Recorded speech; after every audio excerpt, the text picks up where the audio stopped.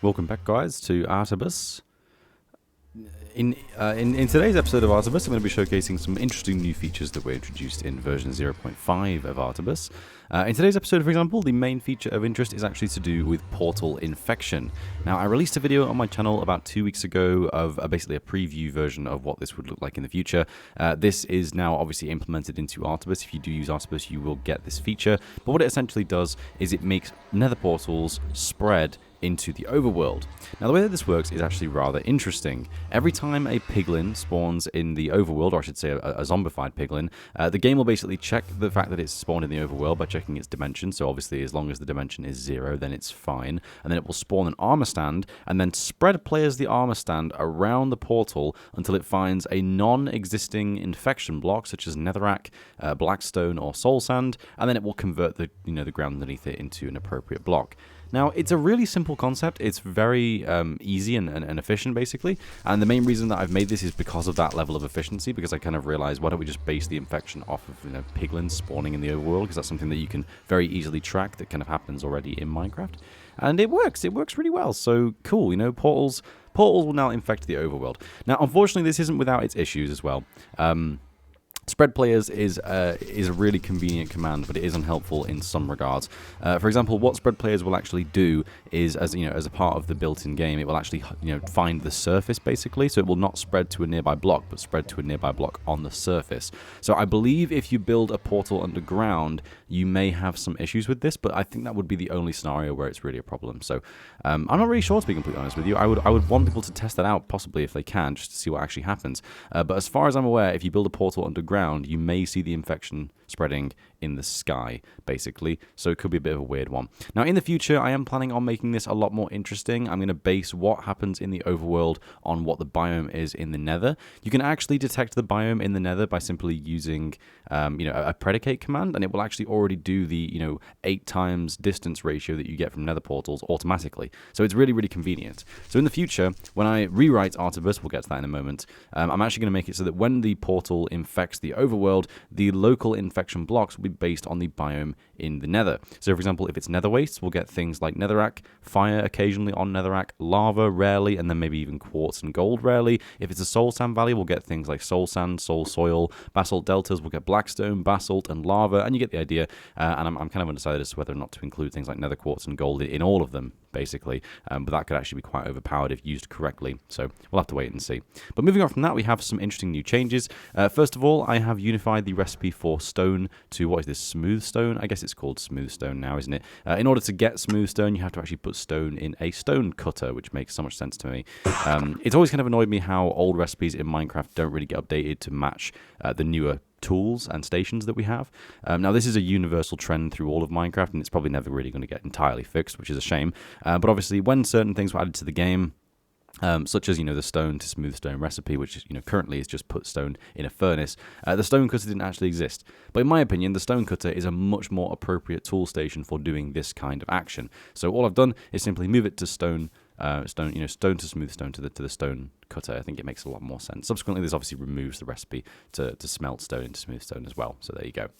Onwards from that, we actually have an update to vines. I was recently playing Survival Minecraft, and I forgot to get the pick. Can I just grab it? Yeah, there we go. I was actually playing Survival Minecraft, and I was actually under the impression already that you'll be able to use Silk Touch to mine veins.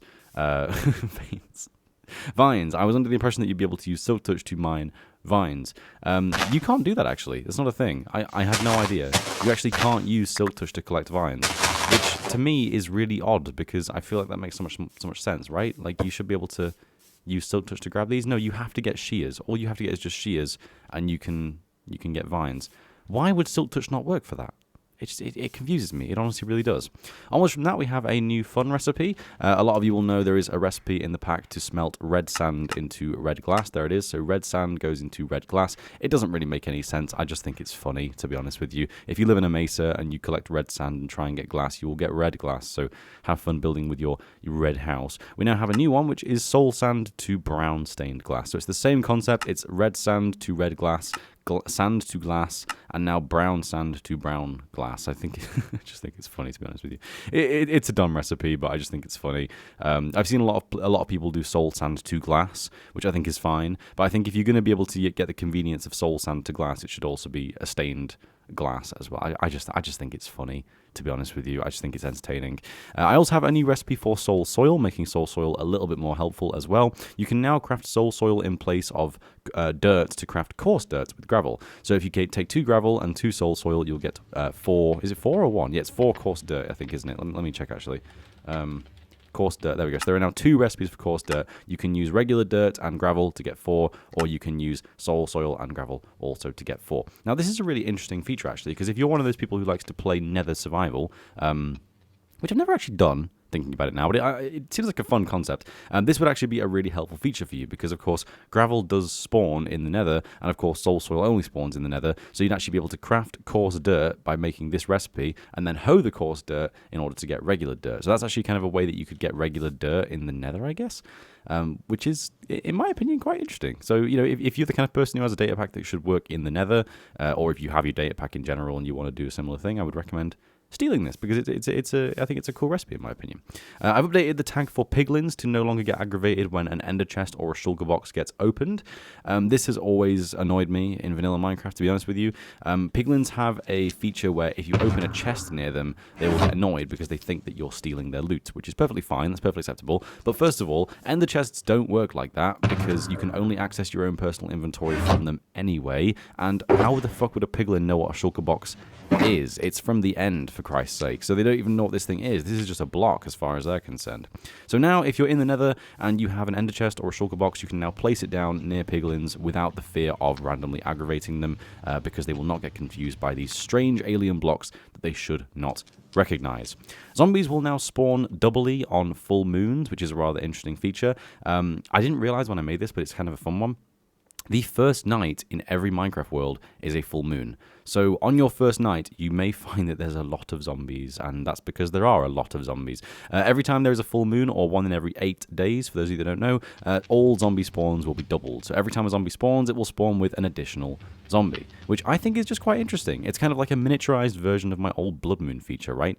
So yeah, it's an interesting one. And finally, we have a new recipe, which is rotten flesh to rabbit hide. Now this is, again, just a really simple change. It used to be that rotten flesh would go to regular leather after a good 5 minutes on the campfire, but now it's a third of the time to smelt it into said rabbit hide. And of course, rabbit hide is only a quarter as valuable as leather. But of course, in the Caves and Cliffs update, you can actually use rabbit hide to craft the new bag things that I don't know what they're called, to be completely honest with you. So maybe this is even more valuable going forward. So it could be an interesting feature. So there we go. So that is Artibus version 0.5. Kind of an interesting feature list as always, but as I mentioned earlier, I am actually planning a full rewrite of the mod at some point soon. That is because there are a lot of features in the pack now that I am not so happy with. Again, as usual, with all my projects, my skills of actually doing these things have changed and improved and developed since I started this project, and as a result, things now are not as unified as they used to be. So next time we'll bring out an update of Artibus, it will be a full rewrite of the pack. I'm going to update Nether portals to work with this new system, which will be quite complicated to get implemented, but again, kind of requires that everything gets done again from the start, preferably. And of course, I'll be re-implementing stuff like this. Now, this is quite interesting. Currently, you can smelt this to leather in Artibus version 0.5, 0.4, but in 0.5 you can smelt leather to rabbit hide. Now, that doesn't really make any sense because this implies that it's come directly from a rabbit. So that's correct. In Artibus version 0.6, I want to implement resource pack support. I've been playing with the Creeper's Code quite a lot recently, as you guys know.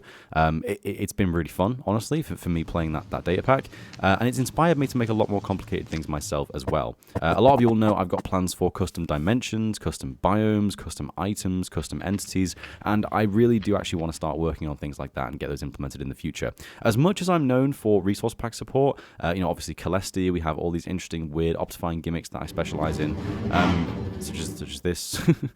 I do actually love making data packs a lot more. I honestly really like the gameplay aspect of it, and I'm really excited to start working on some world generation in the very near future.